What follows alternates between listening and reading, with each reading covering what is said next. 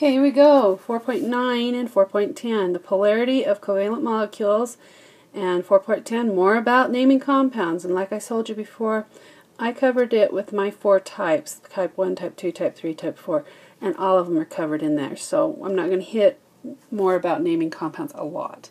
So we go back the polarity.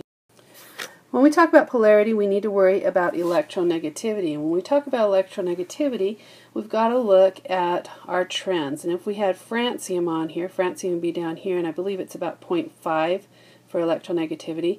Remember, everything trends from francium to fluorine. Fluorine wants electrons very, very, very much.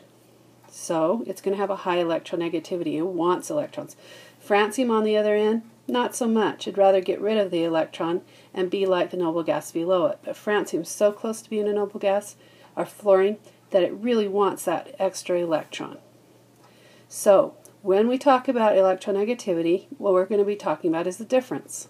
When we talk about the difference in electronegativity, we use the chart that we had before, and that's in your chapter 4, and we take 2 elements, say lithium and fluorine, and we look up their electronegativity and we take the difference in them. So the negative one will always want electrons more than the positive, so it's going to be the last minus the first. So fluorine is 4.0 and lithium 1.0, and we get 3.0 as an ionic bond. Up here is a chart that tells us basically what's going on between ionic, polar, covalent, and covalent. Now, your book says polar covalence from 0 to 2.1. Most other books also include 0.4 to 0 as being nonpolar covalent.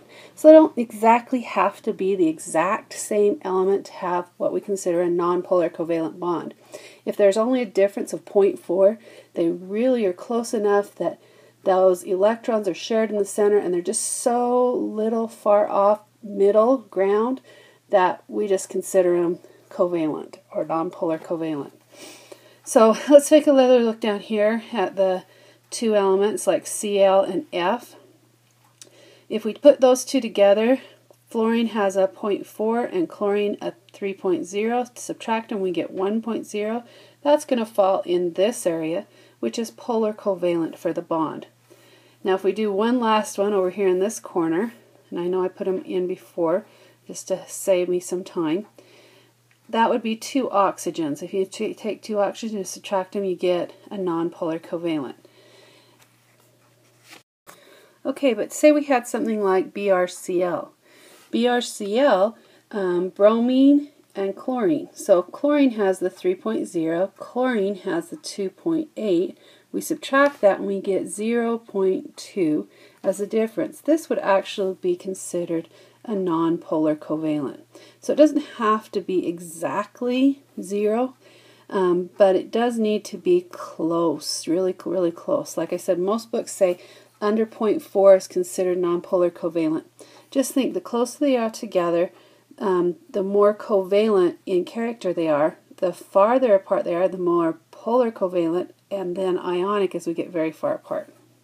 Okay, so I gave you one more example here, magnesium and oxygen.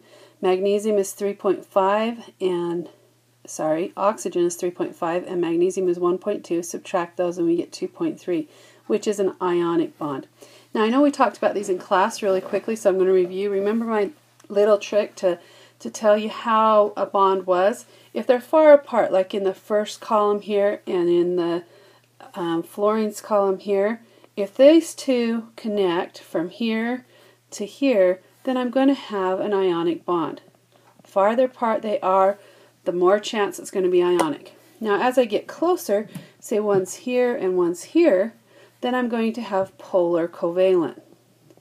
And as I get closer and closer together, say something like here, here, and here, then the chances are more that I am covalent. So as I get closer and closer together, I'm going to have a chance of being covalent. So with 3 types that we're worried about: ionic, polar covalent, and covalent. Now we're going to talk a little bit about the polarity of molecules. And as we put molecules together, we can see if they're polar or not. So, take a simple one, like our HCl. As we put this together, we know that hydrogen wants to give up positive an electron, and chlorine wants to gain it.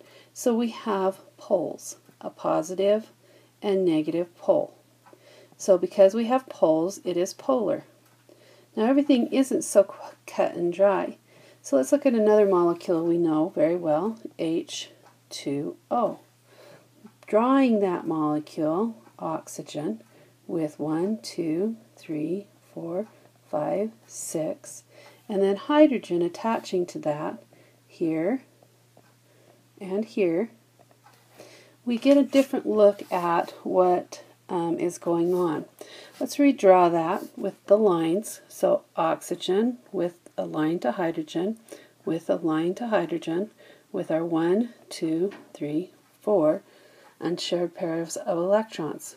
Now as I look at this, what happens is oxygen is, remember, our negative part of this equation, so our negative part of this equation.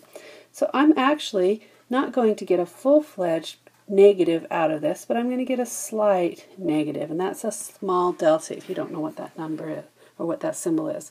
That just means slight. It's not a full charge. And over here I'm going to get a slight positive, because if I look at this molecule, I can actually cut the oxygen away from the hydrogens, and because I can do that, I get a pole, a positive and a negative pole. So this is a polar molecule. Okay, let's look at one that's not polar. So that would be one like boron, which has 3 electrons around it, connected to, say, a fluorine up here, to a fluorine down here. And notice I'm changing the dots to lines as I go, and the fluorine right here. Well, we know that the fluorines are my negative part, and we know that the boron is our positive part. Well, as I look at this, I do have positive and negative, but my positive is in the center, and it is surrounded by negatives. So I don't have a positive pole and a negative pole. It's an inside-outside thing. So this molecule is not polar or nonpolar. It is nonpolar.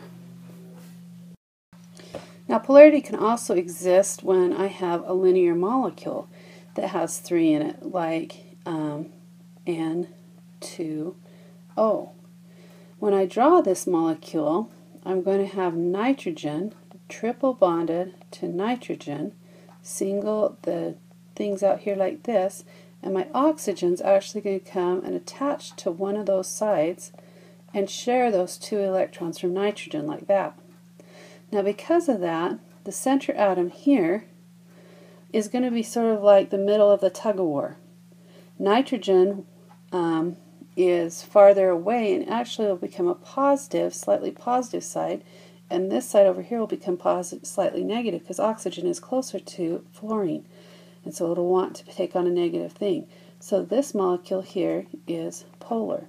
So if I can show that I've got a slight positive and a slight negative side, then my molecule overall will be polar. Now your book in 4.9 and 4.10, in 4.9 it goes over a lot of this kind of stuff. So if you're still not getting it, go to 4.9 and look at some more examples that they have.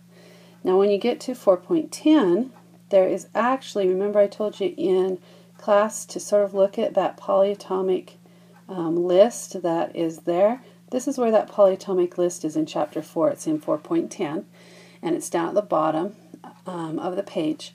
And you just want to look at that and sort of make sure that you understand or know what's going on with those names and those polyatomics. Be able to do formulas. If you're still struggling on one of the types of formulas, come talk to me. I've got plenty of worksheets and things that we can go over together and make sure that you understand. Other than that, I'm not going to go into much of 4.10 because we've already covered it in class.